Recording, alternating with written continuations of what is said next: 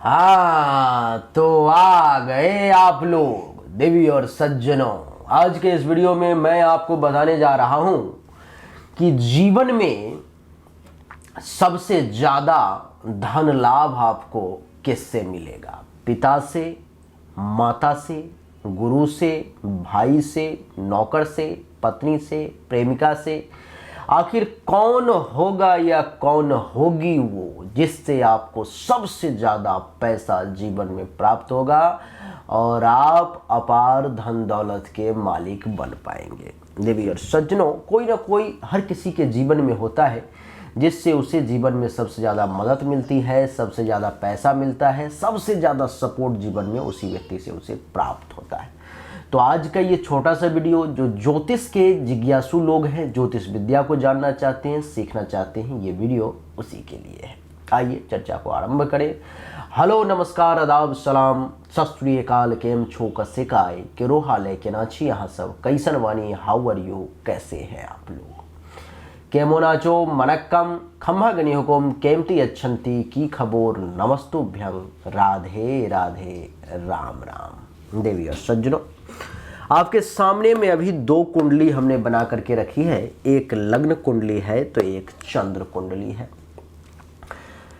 सबसे ज्यादा धन लाभ किससे मिलेगा, उसका निर्णय कैसे होगा, जरा गौर से समझिएगा। थोड़ा कठिन है लेकिन अगर समझने की कोशिश करेंगे तो आसानी से ज्योतिष के जिज्ञासु लोगों को समझ में आ जाएगी। ये लग्न कुंडली है, ये चंद्र कुंडली है। सबसे पहला काम आपको ये करना है कि ये देखना है कि लग्न आखिर कितने डिग्री पर में है। फिर दूसरा काम ये करना है कि देखना है कि चंद्र आखिर कितने डिग्री पर में है।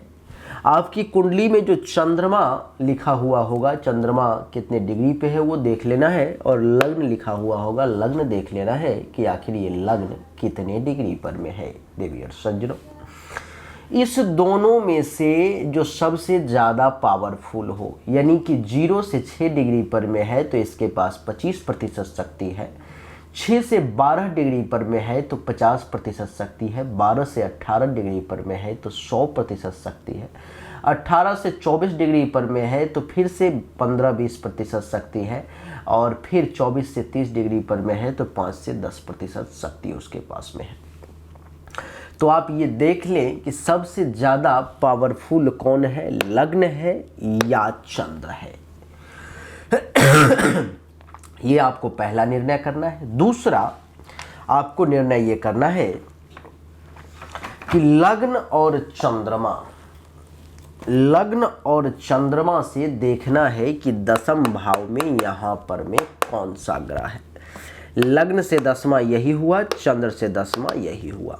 दोनों में निर्णय कर ले। मान लें कि आपका लग्न जो है सो ज़्यादा पावरफुल है और चंद्र कमज़ोर है, और लग्न से दसम भाव में यहाँ पर में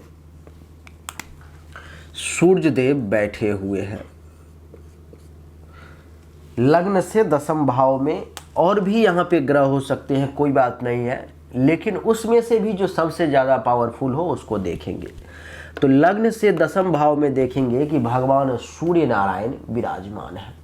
अगर यहाँ पर में सूर्य नारायण विराजमान है दसम भाव में, तो आप ये माने कि जीवन में सबसे ज़्यादा धन लाभ आपको अपने पिता से प्राप्त होगा।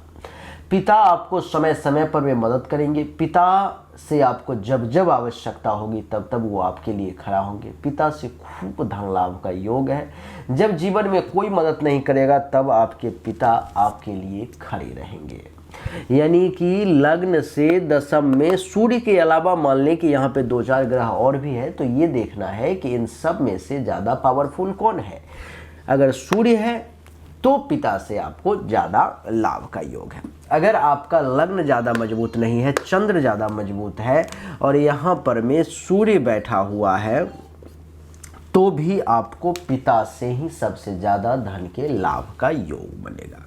यानी कि लग्न अथवा चंद्र में से जो ज़्यादा बलवान है और उससे दसम भाव में जो ग्रह बैठा हुआ है, आपको उसके कारक से लाभ मिलेगा। जैसे सूर्य है तो पिता से। अगर मान लें कि यहाँ पर में दसम भाव में चंद्र बैठा हुआ है लग्न में अथवा चंद्र कुंडली में, दसम भाव में अगर चंद्र बैठा हुआ है, चंद्र कुंडली में तो खैर दसम भाव में चंद्र होंगे ही नहीं, क्योंकि वो तो प्रथम में ही हो जाएंगे। तो अगर चंद्र बैठा हुआ है तो आप ये माने कि आपको सबसे ज़्यादा लाभ किससे होने वाला है? तो माँ से होने वाला है। माँ से आपको ज़्यादा से ज़्यादा धन के लाभ का योग बनेगा, माँ से आपको ज़्यादा से ज़्यादा पैसे की प्राप्ति होगी। अगर कुंडली के दसम भाव में यहाँ पर में सूर्य भी नहीं है, चंद्र भी नहीं है, अगर मंगल बैठा हुआ है, मंगल अगर कुंडली के दसम भाव में बैठा हुआ है और लग्न अथवा चंद्र किसी से भी अगर मंगल कुंडली के दसम भाव में बैठा हुआ है तो आपको सबसे ज़्यादा फायदा अपने शत्रु से होगा, दुश्मन से होगा, आपको यकीन नहीं होगा। लेकिन दुश्मन से ही आपको सबसे ज़्यादा लाभ के योग बनेंगे। जीवन में सबसे ज़्यादा फायदा जो होगा वो दुश्मनों से होगा। जब जब वो आपको नुकसान पहुंचाने की, परेशान करने की कोशिश करेंगे, तब तब आपको फायदा हो जाएगा। अगर लग्न अथवा चंद्र से कुंडली के दसम भाव में, यानी कि यहाँ पर में अथवा यहाँ पर में बुध बैठा हुआ है, ठीक है, लग्न अथवा चंद्र दोनों में जो ज़्यादा बलवान हो उससे दसम में देखना है। अगर बुध बैठा हुआ है यहाँ पर में तो सबसे ज़्यादा लाभ आपको मित्र से होने जा रहा है। फ्रेंड सर्कल में सबसे ज़्यादा फायदा आपको होने जा रहा है। आपके दोस्तों से, आपको मित्रों से अच्छा खासा लाभ जीवन में प्राप्त हो पाएगा।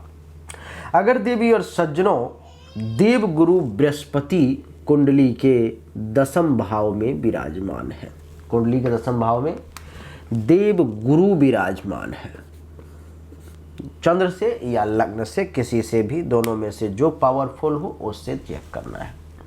तो सबसे ज़्यादा लाभ आपको सहोदर भाई से होने वाला है। जो आपका अपना भाई है, एक माँ के गर्भ से जिसका जन्म हुआ है, उस भाई से आपको सबसे ज़्यादा लाभ मिलने वाला है। यानी कि देव गुरु बृहस्पति अगर कुंडली के दसम भाव में आपके विराजमान है और आपका कोई सहोदर भाई बहन है, भाई हो या बहन कोई फर्क नहीं पड़ता, कोई भी है, तो आपको उससे सबसे ज़्यादा लाभ, सबसे ज़्यादा फायदा प्राप्त होने वाला है।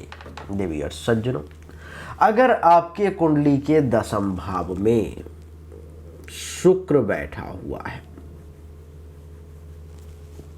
अगर आपके कुंडली के दसम भाव में शुक्र बैठा हुआ है तो आप ये मान लें कि सबसे ज़्यादा लाभ आपको अपने जीवन साथी से होने वाला है। सबसे ज़्यादा लाभ आपको जीवन साथी से अथवा प्रेमी प्रेमिका से होने वाला है। सबसे ज़्यादा लाभ अगर शुक्र दसम भाव में है तो अपने जीवन साथी से अथवा प्रेमी प्रेमिका से होगा। देवी और सज्जनों, अगर कुंडली के दसम भाव में शनि बैठे हुए हैं, अगर शनि यहां पर में बैठे हुए हैं तो आपको सबसे ज़्यादा लाभ किसी नौकर के माध्यम से होने वाला है। हो सकता है आपने किसी नौकर को रख रखा हो, अगर आपने अभी नहीं रखा है तो भविष्य में रख लेंगे, अथवा अगर शनि कुंडली के दसम भाव में है तो अभी ही रख लें। आपको बहुत बड़ा लाभ नौकर के माध्यम से होगा। कैसे होगा नहीं होगा भगवान जाने, लेकिन नौकर के ही माध्यम से आपको सबसे ज़्यादा जो है सो लाभ मिलने वाला है। देवी और सज्जनों, अगर आपके कुंडली के दसम भाव में राहु बैठा हुआ है तो भी आपको सबसे ज़्यादा लाभ शनि से ही, शनि यानी कि नौकर से ही मिलने वाला है। अगर यहाँ पर में राहु बैठा हुआ है तो भी आपको नौकर से ही सबसे ज़्यादा लाभ मिलने वाला है। अगर यहाँ पर में राहु नहीं, केतु बैठा हुआ है तो सबसे ज़्यादा लाभ आपको दुश्मनों से ये केतु भी दिलवाने वाला है।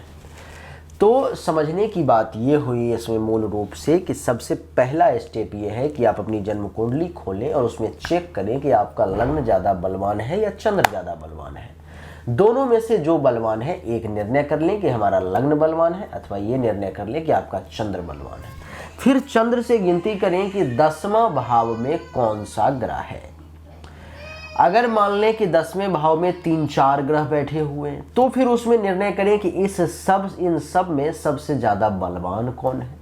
जो सबसे ज़्यादा बलवान होगा आपको, जैसे कि मान लो कि आपका सूर्य ज़्यादा बलवान है तो पिता से लाभ मिलेगा, चंद्रमा ज़्यादा बलवान है तो माता से लाभ मिलेगा, मंगल ज़्यादा बलवान है तो शत्रु से लाभ मिलेगा, बुध ज़्यादा बलवान है तो मित्र से लाभ मिलेगा, गुरु ज़्यादा बलवान है तो अपने सहोदर भाई बहन से लाभ मिलेगा, शुक्र ज़्यादा बलवान है तो अपने जीवन साथी अथवा प्रेमी प्रेमिका से लाभ मिलेगा, शनि ज़्यादा बलवान है तो आपको अपने नौकर से लाभ मिलेगा, राहु ज़्यादा बलवान है तो नौकर से लाभ मिलेगा, केतु ज़्यादा बलवान है तो शत्रु से लाभ मिलेगा। इस फॉर्मूला को आप सेट कर लेंगे अपने दिमाग में तो आप ये जान जाएंगे कि आपको किससे लाभ मिलेगा और किससे लाभ लेने के लिए आपको सतत प्रयास करते रहना है। वैसे और भी विभिन्न विषयों पर में कुंडली पर विचार करने के बाद ही फाइनल निर्णय लिया जाता है। तो देवी और सज्जनों, ये छोटा सा वीडियो मैं उम्मीद करता हूँ कि आपको पसंद आया होगा, अच्छा लगा होगा। ज्योतिष के जो रुचि रखने वाले लोग हैं उनको अगर आपको अच्छा लगा, पसंद आया तो इस वीडियो को लाइक करें, शेयर करें, चैनल को सब्सक्राइब करके इसके बेल आइकन के बटन को दबा दें। और अगर आप मुझसे अपने जन्म कुंडली के बारे में विशेष निर्णय चाहते हैं, विशेष कुछ जानना चाहते हैं तो सामने दिए गए व्हाट्सएप नंबर पर में जरूर मैसेज करें अपनी जन्म तारीख, जन्म समय, जन्म स्थान, दोनों हाथ की हथेली का फोटो। जो उचित शुल्क होगा वो आप जमा करेंगे, आपको सही और एक्यूरेट जानकारी मिल जाएगी। आप सभी का एक बार फिर से बहुत बहुत धन्यवाद। Thank you so much. जय हिंद, वंदे मातरम। बोलिए राधे राधे।